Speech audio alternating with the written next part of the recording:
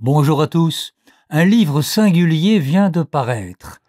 L'éditeur est Actes Sud. Le titre est Le fou de Dieu au bout du monde. Le fou de Dieu au bout du monde.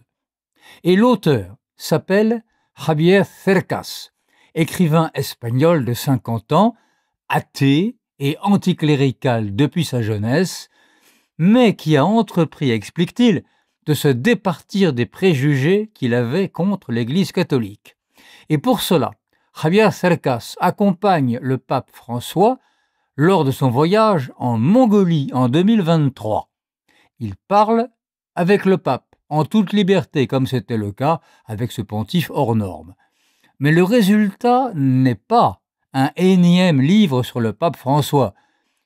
C'est un livre écrit comme un roman et qui dépeint l'itinéraire de l'auteur, dont le regard a changé en quelques mois.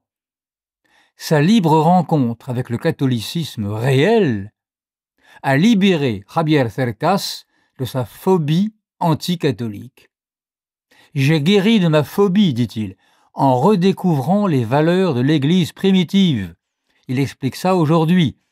Autrement dit, il a découvert que l'essentiel pour les croyants n'avait rien à voir avec l'image qu'auparavant il se faisait du catholicisme, une image marquée par les confusions politico-religieuses de la période franquiste en Espagne. Pour l'instant, Javier Cercas n'a pas retrouvé la foi qu'il avait perdue à son adolescence. Mais il a constaté que l'essentiel pour les croyants, c'est la foi au Christ, et que cette foi est une mise en mouvement, une mise en marche, qui peut mener dans des directions imprévues si on se met en marche sincèrement. Raison pour laquelle le témoignage de l'écrivain espagnol Cercas est important. Les catholiques français souffrent de l'Himalaya de malentendus, d'incompréhensions, mais aussi de reproches motivés, qui séparent de l'Église beaucoup de gens d'aujourd'hui dans notre pays.